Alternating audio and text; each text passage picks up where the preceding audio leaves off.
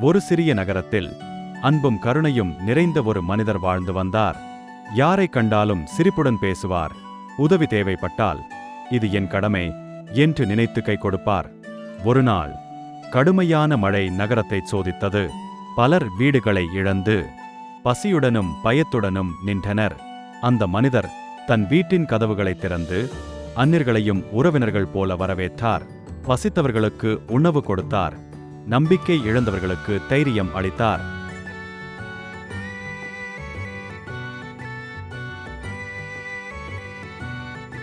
அவரின் அன்பை பார்த்து மற்றவர்களும் உதவ முன்வந்தன.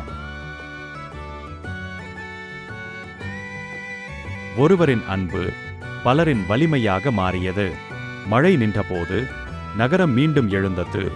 கட்டிடங்களால் மட்டும் அல்ல, மனங்களால். இதுதான் திருக்குறள் சொல்லும் உண்மை.